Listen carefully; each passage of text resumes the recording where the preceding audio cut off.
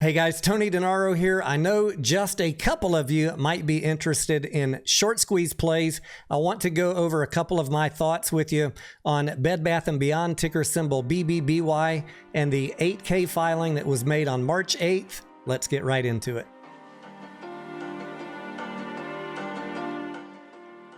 All right, let's level set where we're at. I've been following Bed Bath & Beyond for a long time. I'm not currently in the play with any long or short position, no options. I did cover it live back in August of 2022. That was my last play on BBBY when we sold into this big run up right here. And then I think the next day or later that day after the market closed, we found out that Ryan Cohen was selling his position. So that was very fortunate timing. I've had no interest in getting into Bed Bath & Beyond since then, but many of my viewers and people in the Discord are interested in the play, so I do keep up with it. My last video on Bed Bath & Beyond was about a month ago, around February 7th, when we got this filing that they were going to be selling a bunch of convertible preferred shares. So you can go back and watch that if this is your first time watching me talk about Bed Bath & Beyond. Here in the middle of the chart is that day we had this massive run up on the $6 to $5. We got the update about the preferred shares. I came out very unfavorably to those on my February video. And as you can see, the stock has gone down almost every single day for the last 30 days, currently trading at $1.23. Now let's talk about the filing for March 8th. I'll give you a couple thoughts and send you on your way. As you guys probably know, back in February, things were not looking very good. The company was running low on cash. The creditors were not getting paid. The bond interest payments were missed. And the company got a waiver from the creditors by issuing these preferred shares, common stock warrants, and preferred stock warrants to raise some cash. Let's fast forward to March 8th. I'm not going to read this entire thing to you, just a few highlights and then a couple thoughts. In the green here, it says, following the consummation of the previously announced offering of the company's warrants to purchase the preferred stock. Again, that is these warrants right here from the February filing. The company has received an aggregate of $135 million in proceeds from the exercise of these warrants, and including the $225 million received back in February, that netted the company an aggregate amount of $360 million. There are a total of 84,216 preferred stock warrants to purchase up to 84,216 shares of the convertible preferred stock. And it says here in blue for March 8th that in connection with the exercise of the warrants, the company issued of those 84,000, 14,212 shares of the convertible preferred stock. These proceeds were enough to satisfy the March funding requirements under the amended credit agreement. The company also used them to repay some outstanding revolving loans and to support business operating activities.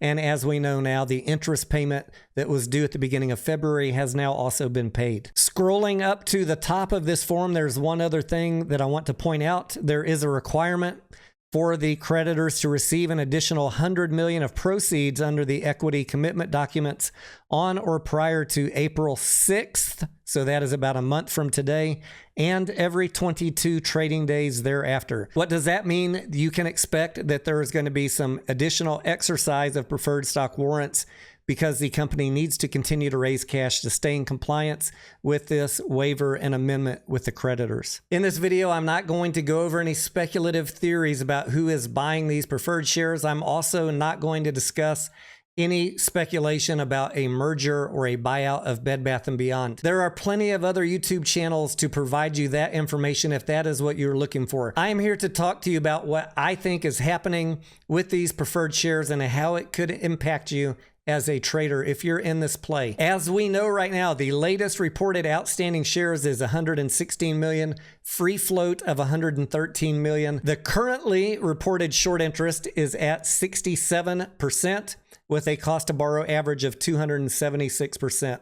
According to Ortex at the moment. There is a ton of debate right now. Are the holders of these preferred stock shares converting them into common stock and diluting the float? It is my honest belief that yes, they are, and that we will find that out at some upcoming day in the future. What day, I don't know. But if you refer back to the February document, it says the holder of the convertible preferred stock at any time can convert them for 92% of the lowest volume weight average of the common stock during the 10 consecutive trading day period, ending and including the trading day a conversion notice is delivered. They can be converted at any time. Our friends over at dilutiontracker.com have updated the potential dilution chart based on the total number of preferred shares, common stock warrants, and preferred warrants, now showing that the common stock of Bed Bath & Beyond could be diluted up to 1.2 billion shares. Recall that right now you think it is around 113 million shares. There's also a note from dilutiontracker.com based on the filing on February 8th that says, the second tranche of 135 million convertible preferred issued today, meaning that likely that the first 260 million tranche fully converted already, with a estimated shares issued of greater than 100 million. This is the purpose of this video, to give you a heads up. I know, guys, there's going to be a lot of people telling you that there is no dilution ongoing. We are not going to know until an official document comes out. That will be coming at some point. You can either believe that note from dilutiontracker.com or not believe it. That is really irrelevant to me, guys. Does not matter to me what you do with your money, but some of you come here for an unbiased take on what is going on. I am here to read the filings for you and share my resources, my information. And my best opinion is that there is ongoing dilution, and you will find out about it in an upcoming filing. And just like what happened with TRKA today, when people were mad at me for the entire week saying that there was going to be an update and you would find out that the float of TRKA increased from 31 million to 306 million. You are going to find out about that in Bed Bath & Beyond. It's just the days are ticking down. Why does that matter? Because the short interest that you're looking at right now on Ortex, where you think that it's 68%, you're going to find out, it is my belief, my opinion, you're going to find out that that is not an accurate short interest, and the basis of holding this for a short squeeze is being taken away by this dilution. Obviously, if you're deeply in this play, I hope that I'm wrong, guys. I hope that a buyer comes in for Bed Bath & Beyond and offers a price far above the current price of today's stock. But if that does not happen and this dilution keeps occurring, the company needs to keep paying that $100 million every 22 trading days, you are going to have pressure on the price of this stock. Why am I harping on this particular dilution so much? Number one, because it's so massive, 100 million shares to 1.2 billion. The company is also literally on the doorstep to the grave of bankruptcy. This is the only thing keeping them alive. There is very little chance that shorts are nervous in this play, and there is a very high chance that the short interest percentage that you're seeing right now is inaccurate. I think that in light of the current negative market sentiment for the market as a whole, plus this ongoing dilution that's going to be happening with Bed Bath & Beyond, if there is not some good news that comes out, you are not anywhere close to the bottom price of Bed Bath & Beyond right now. This is just my opinion. One man. I could be wrong.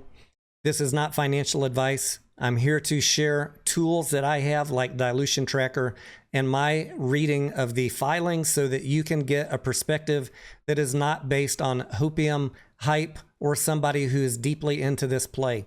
I wish you the best in your trades. I am Tony Denaro. Hit the like button if you got value out of this. Hit the dislike button if you absolutely hated it. And I am a shill. Don't forget to buy and hold that subscribe button, and I will see you on the next video.